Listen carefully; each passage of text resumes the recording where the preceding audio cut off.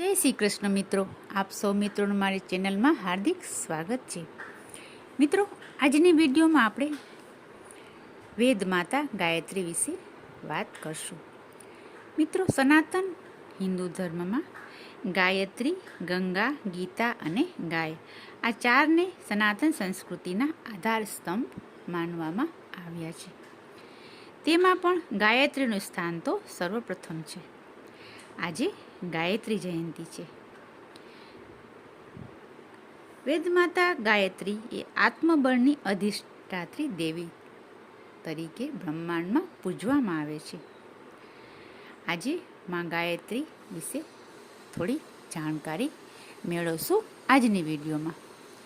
આપે જો હજી સુધી ચેનલને સબસ્ક્રાઈબ ન કરી હોય તો કૃપયા કરી લેશો, જેથી મારી ચેનલની વિડીયોમાં આપને સનાતન હિન્દુ ધર્મની જાણકારી મળતી રહે. આ જાણકારી આપ અન્ય લોકોને પણ શેર કરો. ઘરમાં નાના મોટા તેમજ આવનારી પેઢીને પણ તેની જાણકારી આપતા રહો. તો ચાલો આજની વિડીયોનું શરૂઆત કરશું. આજે ગાયત્રી જયંતિના દિવસે અનેક જગ્યાએ ગાયત્રી મંદિરમાં ધામધૂમથી હવન તેમજ પૂજાપાઠ, મંત્રજાપ વગેરે કરીને ઉજવવામાં આવી રહી છે. મિત્રો, ગાયત્રીની ઉત્પત્તિ બ્રહ્માના તેજમાંથી થઈ છે. બ્રહ્મ મુખેથી જે દિવ્ય વાણી પ્રવાહિત થઈ તેને સંગ્રહિત કરવામાં આવી હતી. આ વાણીમાંથી વેદોનું સર્જન થયું, એટલા માટે ગાયત્રી વેદમાતા કહેવાયા.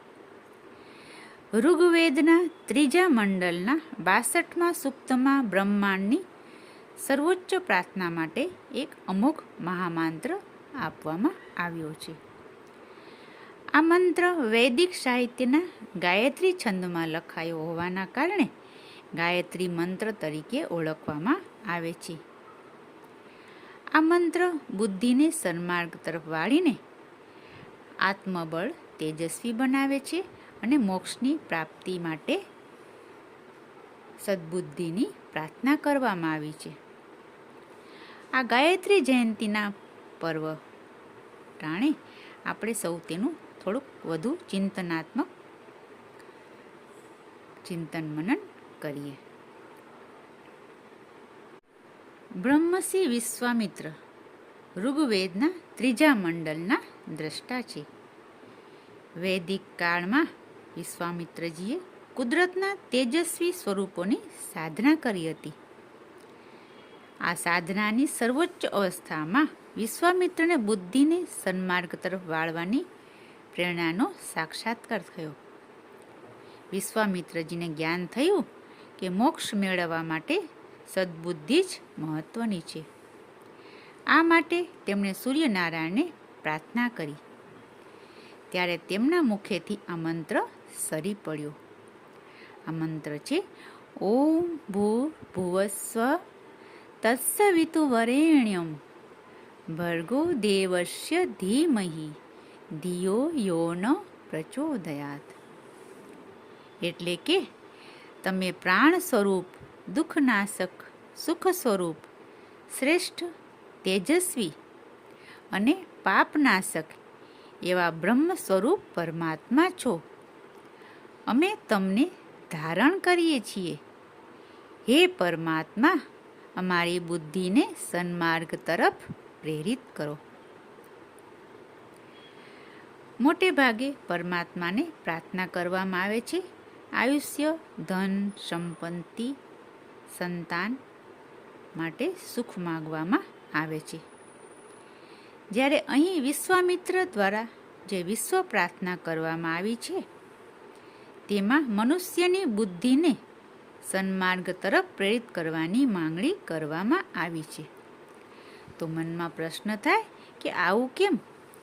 આવું એટલા માટે કે ઋષિ જાણતા હતા કે જો મનુષ્યની બુદ્ધિ સન્માર્ગ તરફ ચાલતી હશે તો સંસારના તમામ સુખ તેને આપોઆપ મળી જશે. અહીં સૂર્યને માધ્યમ બનાવીને પ્રાર્થના કરવામાં આવી છે, કારણ કે સૂર્ય જેમ બહારનો અંધકારનો નાશ કરે છે અને સંસારમાં પ્રકાશ ફેલાવે છે.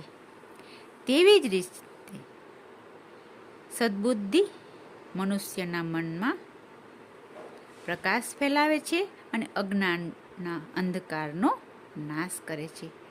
માટે આ સંસારમાં મનુષ્ય માટે સદ્બુદ્ધિ ખૂબ જ મહત્વની છે.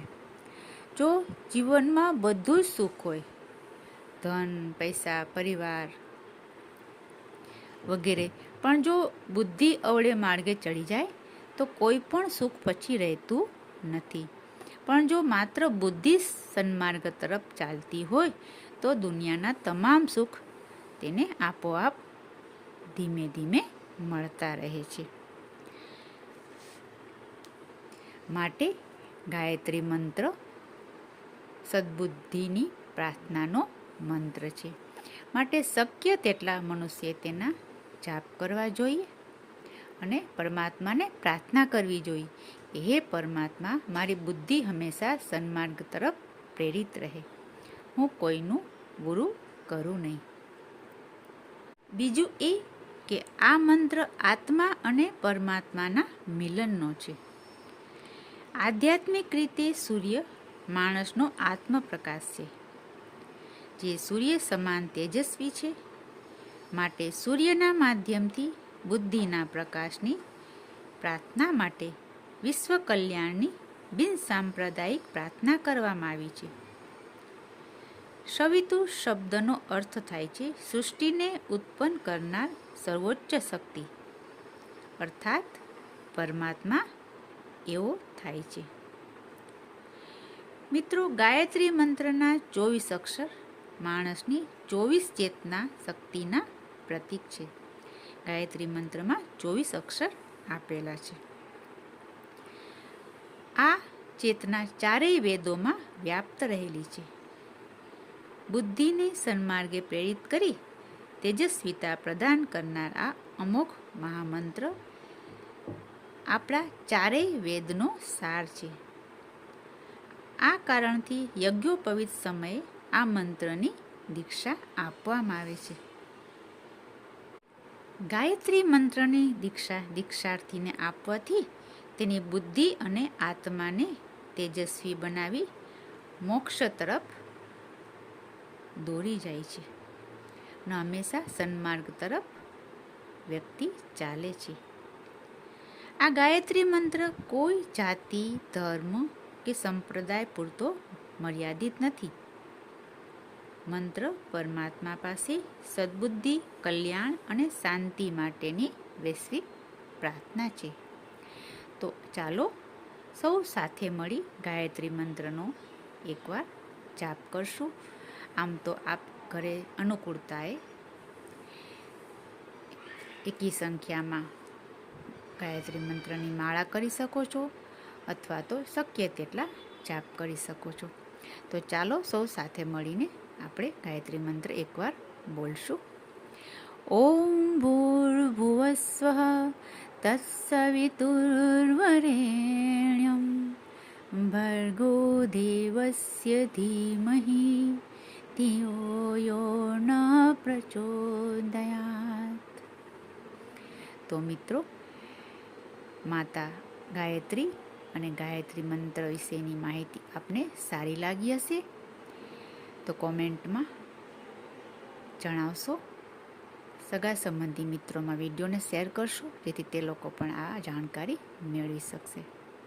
ફરી મળીશું બીજી વિડીયોમાં. ત્યાં સુધી જય શ્રી કૃષ્ણ.